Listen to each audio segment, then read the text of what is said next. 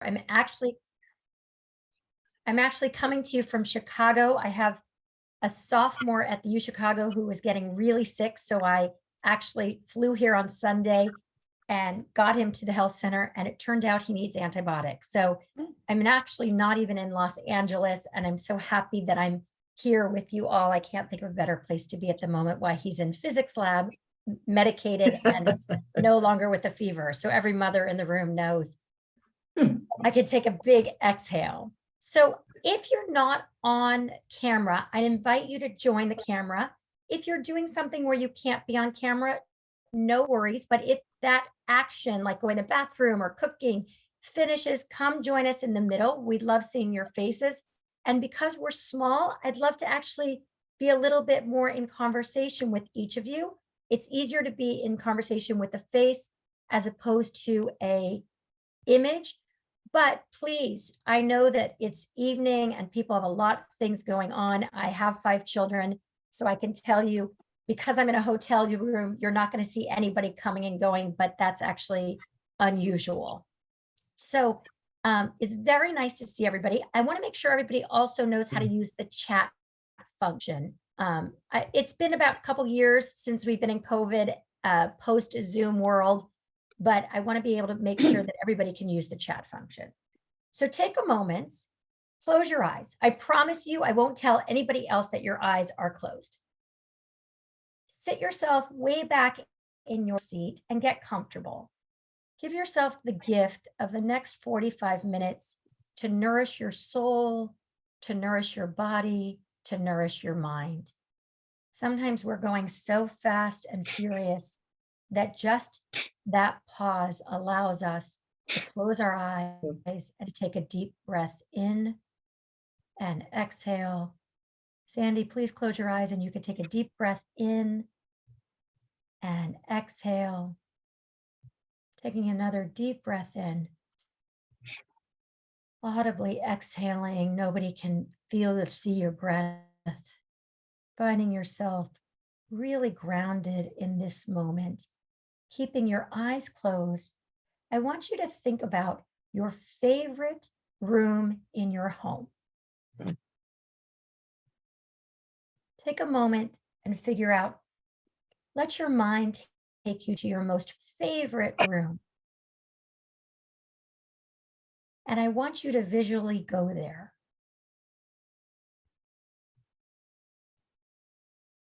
Find yourself situated in the room and begin to notice the walls, the furniture or lack thereof,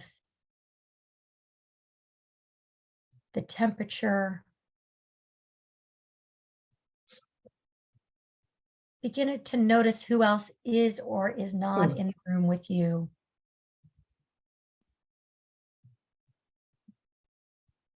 As you find yourself more and more grounded, to notice how you feel in the room. Identify those feelings: calm, relieved, satiated, happy.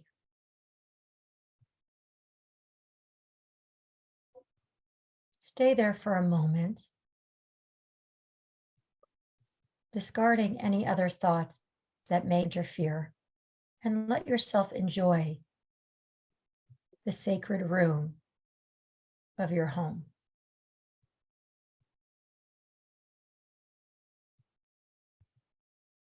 When you're ready, and not a moment before, you're going to open your eyes and write in the chat your favorite room. Don't be influenced by anyone else, but go ahead and put in the chat, what is your favorite room?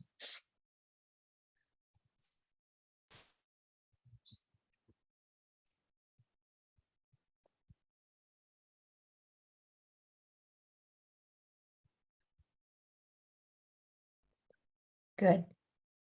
Our answers are coming in. Keep them coming. I see 14 of you plus. So I'm seeing some trends, the family room, the living room, the kitchen. So you can take a moment to put it in there. Living room's getting a couple extra votes. Oh, I like the garage. Wow, nice. So let's start with Rabbi Gamer. Tell us why the garage is your favorite room. One of the ways that I relax is doing nothing fancy but woodworking.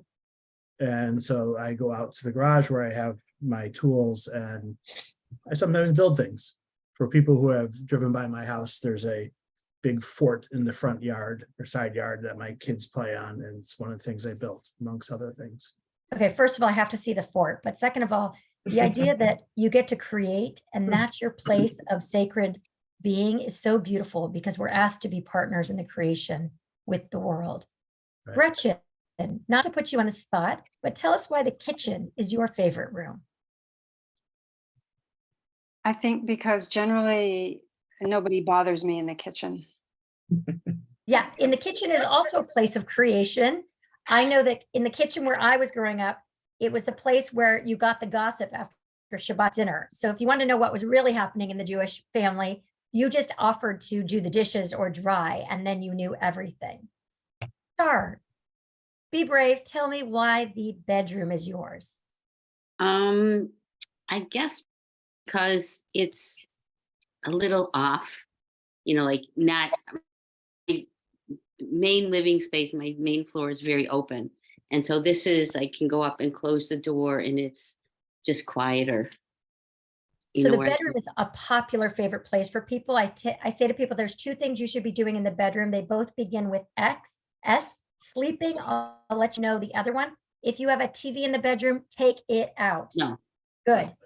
And No, one reading. more, Sandy, would you tell us why the family room is yours?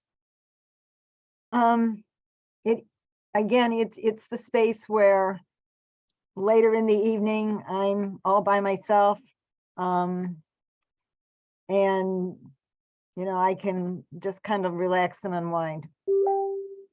So we hear a theme here. So I want to share with you that in all the years that I've been asking this question, I have never gotten once the hallways. Now, some of you, the readers in the room, are going to be like, Rabbi Hirsch, come on, hallways are not a room. But actually, we spend anecdotally about a third of our time in the hallways traversing between one room and another. Maybe we put some pictures on the walls, but most of the time we don't even notice the hallways. I start this talk this evening with this metaphor, is that rooms are places that we are entirely comfortable, that we know exactly what we should be doing it and how we should be doing it. Kitchen, we cook. Bathroom, we poop.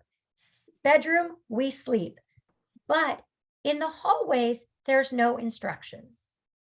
And I would argue that in life, there are many times that we are in rooms, places that we are comfortable, we are organized, we know exactly what we're supposed to be doing, we feel at peace.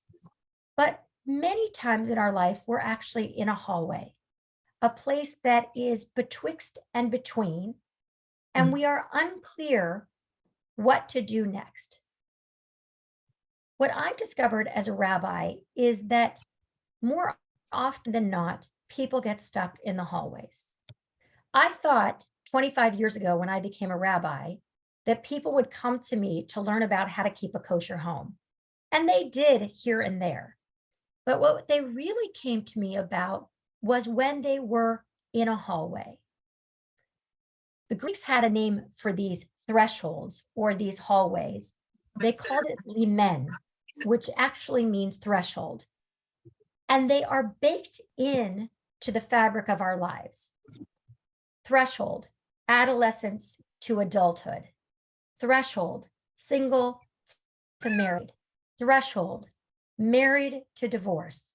Couple to family. Student to graduate. Unemployed to employed. Working to retired. Those are these thresholds that are built in to the fabric of our existence, and we're not given an instruction manual how to deal with them. Arnold van Gennep, an anthropologist who from 1873 to 1957 studied what these liminal moments are. And these moments when we're standing between the ways we were accustomed to thinking and a new way of feeling and being. And he asked a very interesting questions. Was it our genetics? Some people were just better at handling these thresholds. Was it personality? Was it the nature of the transition? Some transitions are harder and some are easier. Is it the timing? Oh, we got practice at it and we got better. So what's interesting is the answer that he found is that none of those things are relevant. In fact, these liminal moments can be harder as we get older. We like to think that the more we practice something, the easier. But in fact, they can become harder because we feel that they should be easier. So when people came to me as a rabbi and they were in very difficult liminal moments, like the passing of a loved one, I sat there and I understood their pain and we cried together. Sometimes people came to me and they were baffled by a liminal moment that was actually happy, like having a baby or getting a promotion. And they were having such a hard time, which was even more baffling because they were supposed to be thrilled. And then there was this third category that really baffled me. They came to me because they were having these threshold moments that felt middle, like retiring or becoming an empty nester. In the sense they thought they were going to feel one way, and in fact, they didn't feel that way at all. So rather than feel curious and excited, they felt pain and sadness. So I want you to think about a threshold moment that you're in. And you may be in a room right now, which that is terrific because rooms are comfortable. But you might also be in a threshold.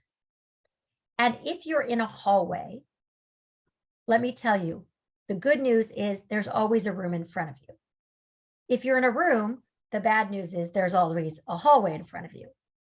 So I want you to take a moment and think about what makes these hallways so difficult. I'm going to give you a hint. It's an F word, and it's not the bad one that we're never told to say. So fear. Good. So I want you to take a note in your chat, right? What are we afraid of when we're in the liminal moment, when we're in the hallway? So go ahead. It can be anything you fear. See, it's not just me speaking. You got to actually interact. So what do we fear when we're in that hallway? Think about when you've been in that hallway. Good.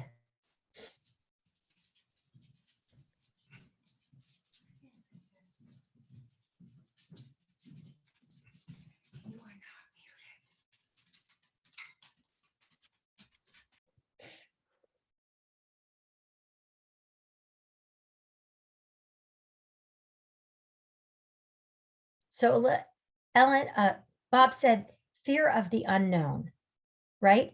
When we're in a hallway, we have no idea what to expect next. Gretchen said the dark, right? By the way, hallways are sometimes dark, but they're sometimes light. That lack of understanding, meaning I don't know how I got here or where I'm going. Good. What about feeling alone? What about feeling embarrassed? What if I move to the next room and it's the wrong decision? What about fear of making a mistake? Fear of not having control of the outcome. I could list fears and fears and fears. The problem with the hallways is that our society makes it more difficult. So I want you to know that if you're struggling in the hallway, you're one of the human race. First of all, our society does not like ambiguity. And when you're in a hallway, it's ambiguous. You're neither here nor there. Our society doesn't like ambiguous gender.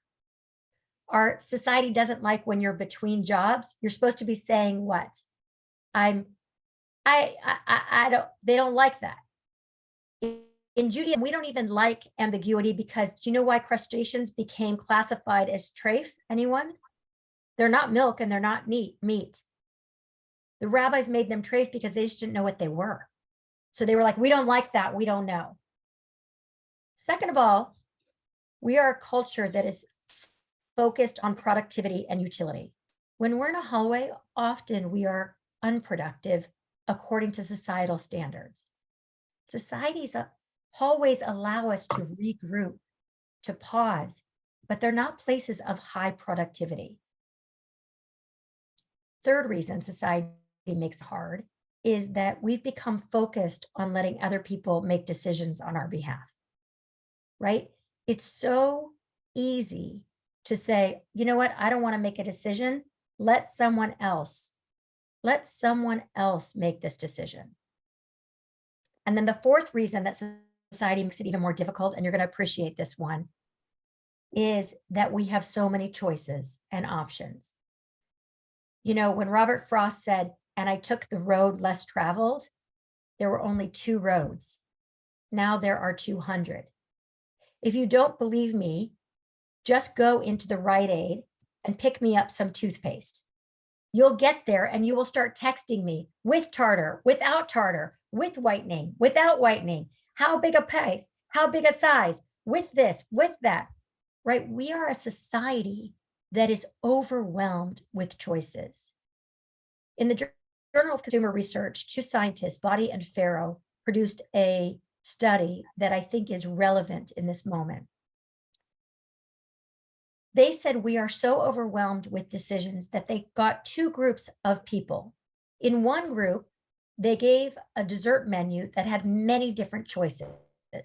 The other group, they gave a dessert menu and it had chocolate cake and apple pie.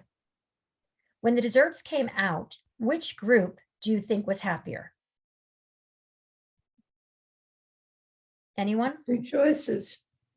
The one with only 2 choices, correct? Is that what you said, Yeah. Char? Yeah, 2 choices. Right. Why do you think that was? Because everybody that had the multiple choices looked at their dessert and was like, oh, maybe I picked the wrong thing. I should have ordered what you were ordering. They had remorse. They had regret. The people with 2 choices were like, I'm happy with what I got. It is so hard in a world that is inundated with so many multiple rooms in front of us, not bad rooms, just different rooms, to actually make a choice to go forward. So I'm a storyteller and I want to tell you guys a story. Also, it's nighttime, so it feels like we need a story. And let me just say, I think everyone every night should tell a story. We did it as kids and it really brings us a lot of peace. But I'm going to tell you a story about my dad. When I was newly married, 6 months, I got a call from my father, 5 a.m.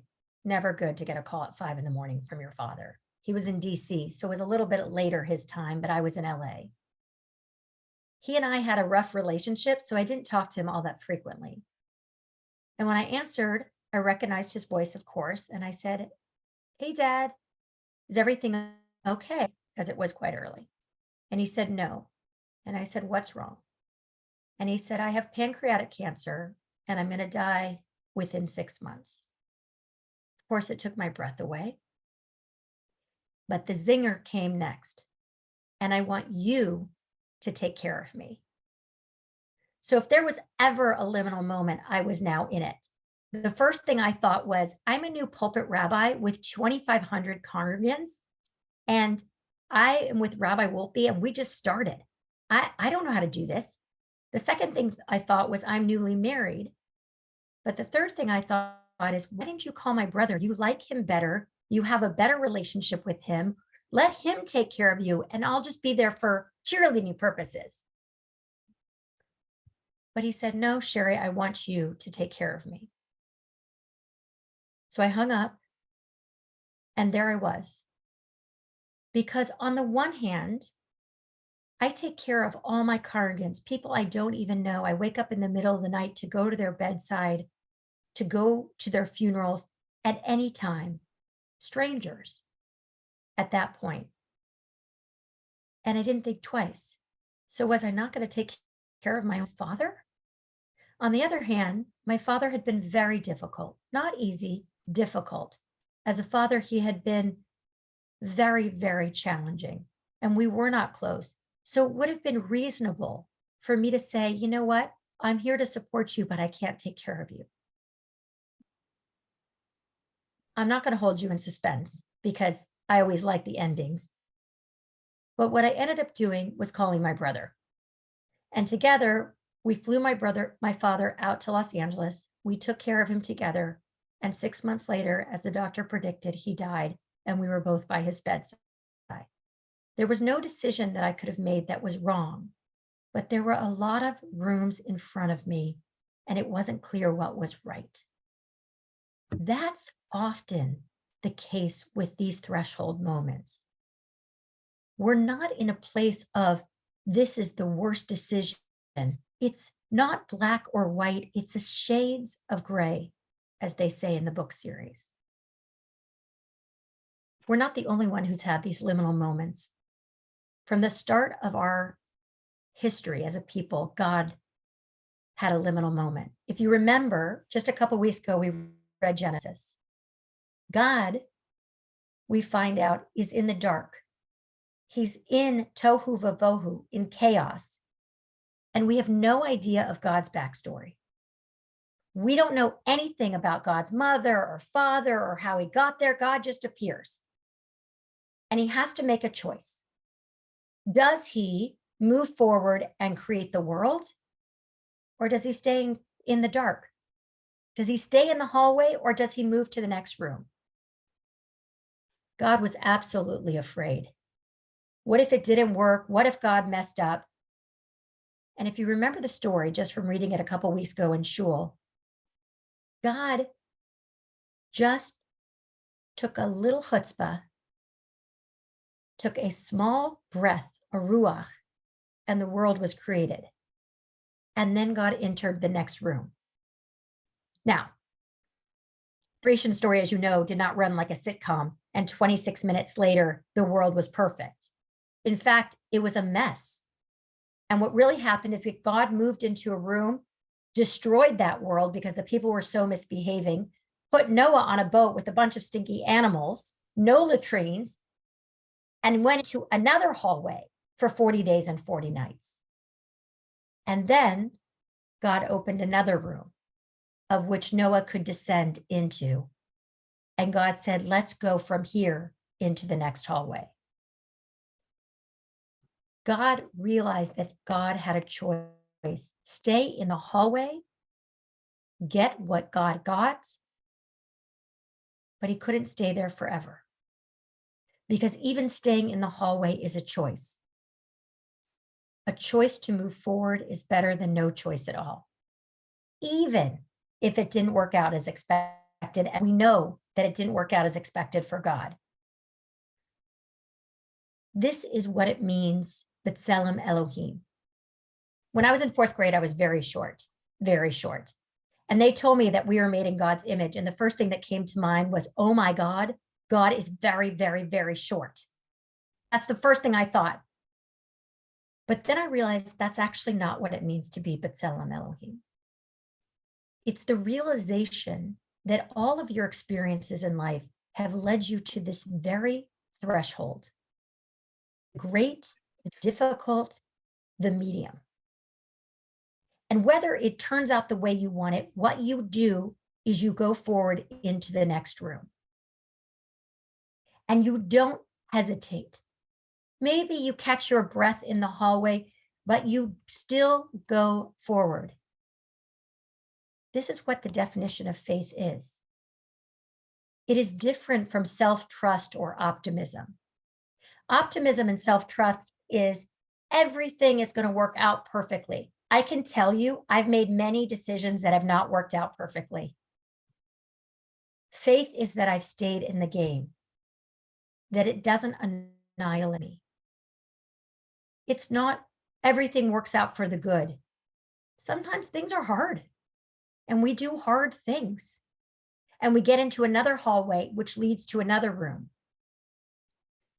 Rabbi Jonathan Sachs, may his memory be for a blessing, one of the greatest thinkers of our century, said part of faith is to have the courage to pioneer, to do something, to take the road less traveled and venture into the unknown. He says the perfect examples of faith is when Jews stayed Jewish during the Hellenistic age. Think Hanukkah. It's when the Jews created the compulsory system of education. It's when Jews fought and stayed strong in the name of anti-Semitism. That's what it means to have faith. I imagine some of you are in a hallway right now and you're not ready to go to the next room. And I want to tell you, take a moment there. Hallways like Shiva allow you to grieve. They give you a respite from all the choice making, which sometimes is exhausting. They give you a moment to self-reflect, to be quiet, to learn to live with discomfort.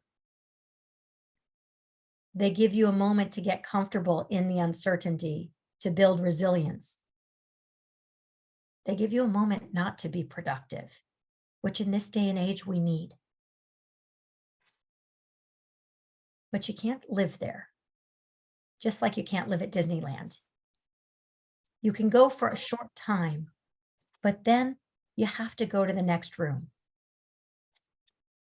These moments in which we are stuck between one place and another are not meant to derail us. They're meant to define us. You know, modern psychologists say that we are not defined by the moments that happen to us, but we're defined by the moments and how we react to them. How do we stand in the hallway and step forward into the next room? That's what will define us. As many of you know, rabbis have the privilege of being with people at the end of their lives. And I once walked into a hospital room where a man was dying, and he was surrounded by his children and loved ones. He had lived a very big life, but he'd also been complicated. He had financial reversals. He had been in prison. He had been successful. He had been loved. He had grandchildren. He lived a very, let's say, colorful life.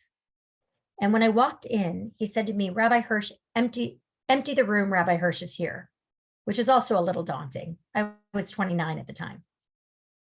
And he said, come sit near me. And he said, you know, Rabbi Hirsch, I have been in many hallways in my life, and some of them I thought were unbearable, and some of them were shameful. But what I always did, I went to the next room. And standing here moments before I die, and he died about within a couple weeks, I realized that now everything makes sense. Because I wouldn't be here had I not gone through each hallway and each room. And I couldn't go back even if I tried. No matter how hard you try, think about your childhood home. You can never go back, because when you do, the first thing you think about when you get there is how small it is. The house hasn't changed, you have. The mere fact of going into another room fundamentally changed your psychology and the person you are. And he said to me, I didn't go back. And it was terrifying and it was hard and I made a lot of mistakes. But I'm here now and it makes perfect sense.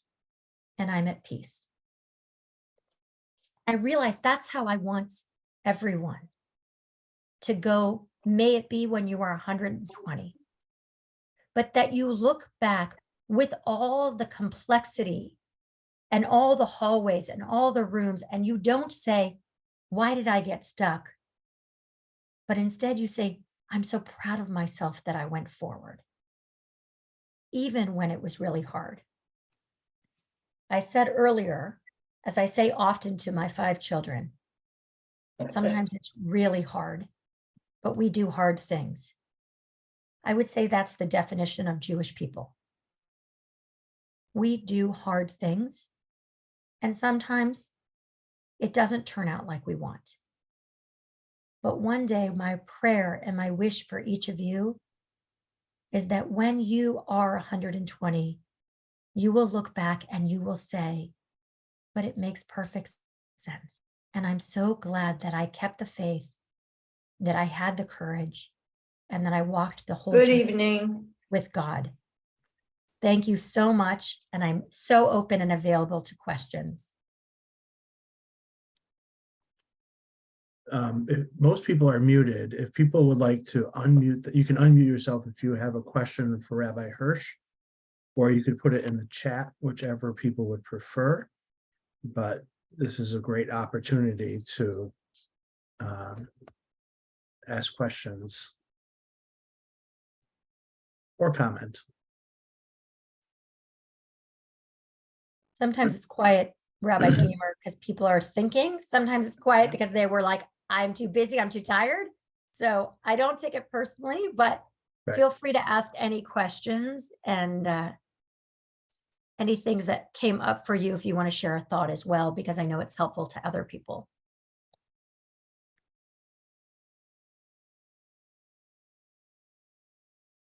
Right, since nobody's asking anything, so obviously as a rabbi, I've been in a number of those situations as well. But for all the people who are not rabbis here, what would you suggest how can they help their family members, friends, negotiate those hallways?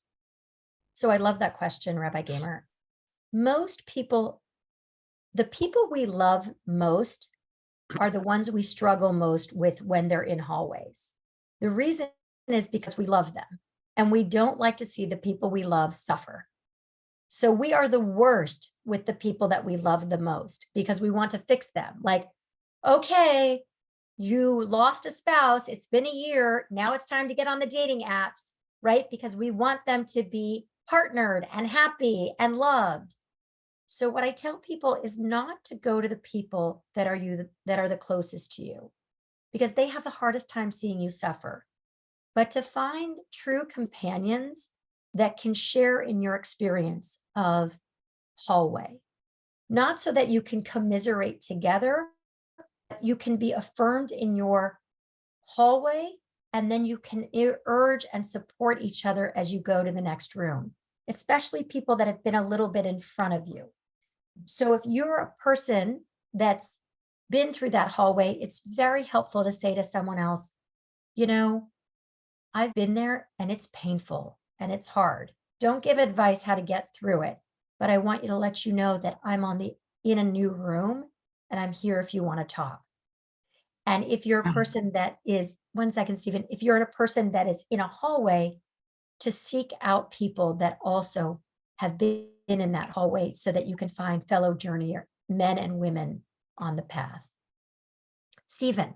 I have been through many hallways, but when we got married, I was very poor, and my wife brought a huge fortune to our marriage.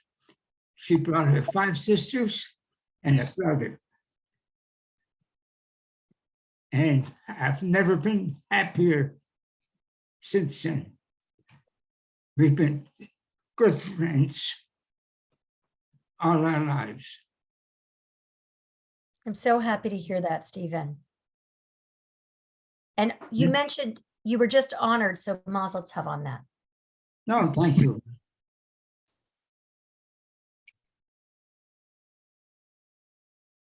Beth, Beth, go ahead. Wanted to say, and you might hear some background noise. All just so good. you know, like, I find that I'm an English person. I'm an editor and a writer. Like I love metaphors. So the idea of the hallway is I like it a lot.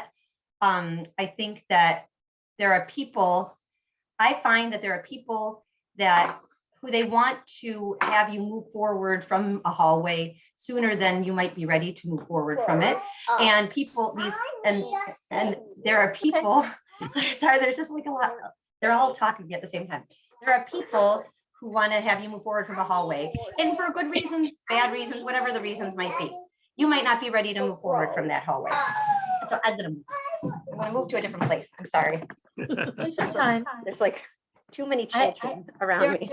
There's. I'm in it's a hallway right now very- as I move Touche. to a different place. Okay, sorry about this. All right, so there are people who want you to move to a different hall, like out of the hallway for good reasons or bad reasons. Just because they want you to, they're following me. Just because they want you to do that doesn't mean you're necessarily ready to do that. And that's kind of what you were just saying. I mean, I follow you. So if you're not ready to move out of a hallway, what would you suggest saying to somebody who wants you to, wait, go ahead. Who wants you to like move forward before you're ready to move forward? Most people want you to move forward faster than you're ready, largely because we're a very impatient society, right? We're very impatient because we don't like people to be uncomfortable, and sitting with other people's discomfort is very hard. So there's been a study by George Bonanno. It's called a book called The Other Side of Sadness. He studied actually people in their sadness and in their grief and when they're stuck in hallways. And what he discovered is most people are physiologically capable of moving out of the hallway when given the right amount of time, but that's not a universal amount for each person. Now, there is an 8 to 10% that become stuck in a hallway that's actually detrimental to them. But 90% of us are wired to move out of the hallway. But what we anticipate is the correct time is not the same as someone else's. So someone might lose a spouse and 3 months later they're dating. Someone else might lose a spouse and 3 years later they're dating. And it's because their actual physiological just has a different process, right? Sometimes you see someone will lose a spouse and they'll be married within 6 months. Sometimes they won't be dating for 6 years. So what you can often say to someone who's really urging you because they're uncomfortable with your discomfort is, I am physiologically, scientifically going to move to the next room, but my time frame may not align with yours. I promise you that if it starts to feel like I'm not moving in a time frame or that I'm getting really stuck, like depressed or dark, that you can call me on that. But I promise you that I will move to the room because 90% of us will. And you'll know, I'll just share with you, you'll know if you're not moving to the next room, because after my mother's death, I am a very happy person. You can see I'm a very, happy person as it is naturally. And I will tell you, a year to the date, I was still having a very hard time. My mother died of brain cancer very young, and it was very, very, very terrorist-like. And my doctor and my husband on the same day said, you know what? This is getting a little bit more severe than just grieving. This looks a little bit more like depression. And I knew, and I could feel it. So most of the people that love us, when we really let them know, they can see the difference between, hey, I'm just moving through this hallway versus I'm actually getting paralyzed and stuck in the hallway. And then you can seek help and outside support. I'm a big believer in therapy, meds, whatever it is for those situations. But I would really recommend George Bonanno's book. It's excellent. Marie, you wanted to? Yes, thank you. Rabbi, how do your children react to this philosophy? And I guess I need to know how old they are to get a sense of how this works at your house. Let me ask, you ask because of your own children, or you ask just because? I ask because I'm a retired teacher and dealt with teenagers my entire adult life. So my children range from 12 to 22. We follow a thing called collaborative parenting, which is really a technique that's by Ross Greene. I have a child that's on the spectrum. I have a foster child in addition. And what I've learned is that we've given our children a lot of room to navigate and to advocate for themselves in the hallways. And it's allowed them to build resilience That being said, sometimes we need to step in. Like I'm in Chicago right now because he got so sick, he got a little derailed and said, I'm stuck in a hallway. I can't seem to get myself out. And he couldn't say, I need help, but he could say, if you want to come, you can come. Right. And so for us, it's been it's been something that I learned from directly parenting them. Thank you. But I am not, let me add one more thing, Marie. Thank you for being a teacher. I think it's the most important job. No offense to other professors or lawyers or whatnot. The other thing I would add to that is when we were kids, at least I was taught to strengthen the weaknesses, and they would hammer down what you didn't know. And they would be hard on you, and you would feel a lot of, we do what's called strength-based learning. We really lean into what are the strengths so that our children can feel self-confident and self-assured, so that then they're willing to risk and try new things. And that model for our family and for the families that I've worked with has been a much better model in our life, because it's allowed our children to go into a room and it not be perfect and realize, there's another hallway. I can try that. And there's another hallway, as opposed to you went into that hallway, you got yourself into that room, shame on you. How dare you do that? It's now, there's another hallway. And I think it's really been helpful. So that's been my experience, but please, I'm no doctor of teenage children. I'm just trying to navigate them as we speak.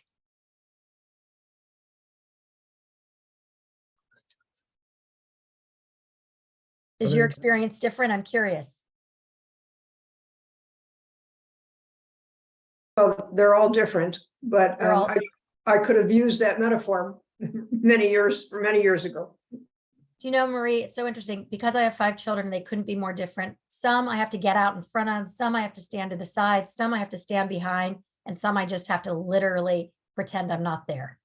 And each one of them has taught me more about myself. So,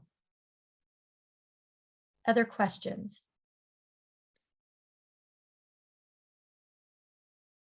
So let me end with this for a couple of things. First of all, Rabbi Gamer and President Bard, thank you so much for asking me to speak. Second, I would love for all of you to be registered on maven.aju.edu. We just had Bibi Netanyahu the week before the election. We have Mayim Bialik coming up. We have Masih Alinejad, who is the woman whose hair set Iran on high alert. We have a huge amount of content, and we're always here to distribute it to your shul and for you guys to participate. We're here to elevate learning for all Jews, especially at the communal and especially at your level. Second thing is I'm always available to you, so feel free to email me at sherry.hirsch@aju.edu. Sometimes people have private questions that they want to ask. The third thing I want to say is a little bit personal, which is that I have the good fortune of speaking all over the country and all over the world as a rabbi, and I see what rabbis have done through this COVID and how difficult it is to be a pulpit rabbi. I was a pulpit rabbi for almost 10 years at Sinai Temple with David Wolpe, and it was hard then. It's 1,000 times harder now. So I would always warn you just to go to your rabbi. Don't think he knows that you intuitively that you're having a hard time or that you're stuck in a hallway. You know, sometimes we think our rabbi knows by like ESP what we're going through. Reach out, say to your rabbis, Rabbi Gamer, I'm in a hallway. It's the greatest start conversation, because what I know about frontline rabbis is that they are here because they believe in the work and they want to be of support, but they don't always know how and when. And I've always seen that, Rabbi Gamer. People think I intuitively know that they're going through a hard time because they looked at me in the hallway with a difficult face. I'm not that smart. I'm just trying to be a human among humans. So feel free to reach out to Rabbi Gamer. I'm so appreciative of the work you do on the front lines. So appreciative to all of you for giving yourself this gift of Torah. And please feel free to pick up Thresholds if you want the whole book. It's on Amazon. You can pick up We Plan God Last, which I like a little bit better because it went to the top 100 in all books. but Thresholds was a Vanity Fair pick. And join Maven, come to shul, visit your rabbi, just your presence makes a huge difference. So thank you so, so much. You know, I have a question. Oh. Because I was just thinking about this. I was a religious school teacher for 12 years, and I know there's so much debate nowadays as to what a Jewish religious school should be like. Should you stress more Jewish content? Should maybe you try to push the idea of maybe a stronger feeling toward Judaism? Can you think of maybe thinking about hallways, maybe kind of tell us your vision for an ideal Jewish education for children who are in a congregational religious school? Okay, I am not going to touch that, President Barth. You are absolutely not letting me walk into a minefield. I just will say that Jewish education is in transition. The world is incredibly fragile right now. People are coming out of COVID and are exhausted. They're spent. It's very hard to navigate the virtual, the in-person, the hybrid. So more than ever, we have to give ourselves a lot of leeway and latitude to think together, to pray together, to talk through these things. Nothing is a simple answer. It's not like, here's the way forward. So I would not step into that minefield, but I see Rabbi Barr smiling, but I would say, tread lightly on each other. Like, people I see in meetings are so righteous right now and self-righteous. It has to be this way. It's just part of our fear. We're just really fragile. So just tread really lightly with each other. There is no simple formula. The formula is that we make joyful Jews, and sometimes we do, sometimes we don't. We're trying to figure it out all together. You know, I remember it was several years ago, I heard your former colleague, Rabbi David Wolpe, on the radio, and he said something that I thought was fascinating. He said that in a Jewish religious school, we can teach Hebrew, we can teach Torah, we can teach Tanakh, we can really hammer that into the kids. But he said the real challenge is to develop a love for it, to develop a feeling for it. And you know, I'll end with the story. You know, one of my children went to a secular school for a time, and he walked in and they knew his mom was a rabbi. So the teacher asked him, "What kind of Jew are you?" Thinking he was going to say Reform, conservative, Orthodox.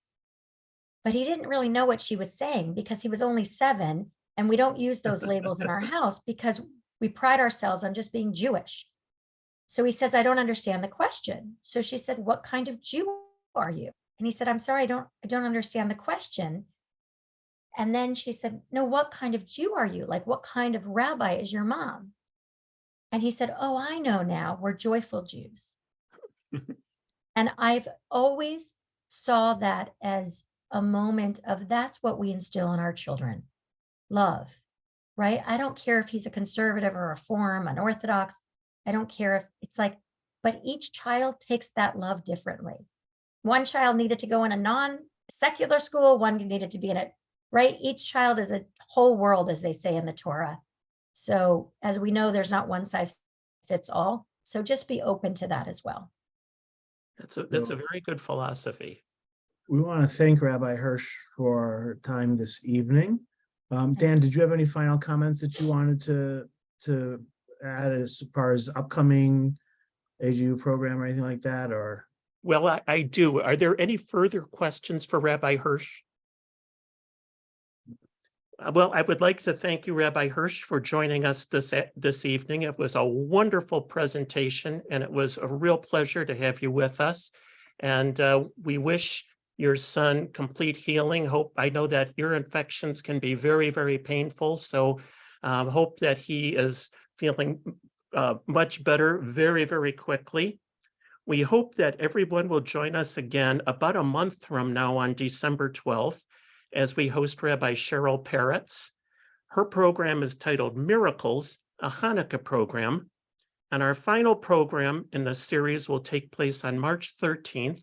And our speaker that night will be Dr. Ron Wolfson, who will be presenting designing your best Passover yet. I know it's a little bit early to be talking about Passover, but we're just thinking ahead to our upcoming programs. And as you said, Rabbi Hirsch, these AJU Maven programs are wonderful, covering everything from biblical Hebrew to tomorrow. I think there's a great program with the nominee to be CIA director, if I'm not mistaken. Oh, tomorrow is Daryl Blocker. He's a Jew of color who converted, and he was on the short list for being the FBI director. He's phenomenal. If you can get there. Also, if you can't see our events live because they conflict with your schedule, they get pushed to Facebook for free for 5 days. So you can go to AJU to Facebook, and then they go into our on-demand library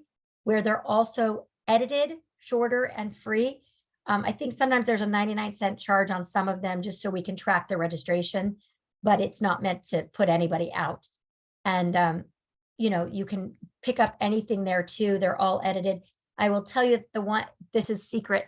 The ones in the demand library are all edited. So you don't even have to go for the introduction. They're all shortened to about 25 minutes. So people can just be in the car, be in carpool, be in the doctor's waiting room, and just pull it up and hear Bibi or Masi or Maya, whoever they need to hear, and get that little jolt of inspiration.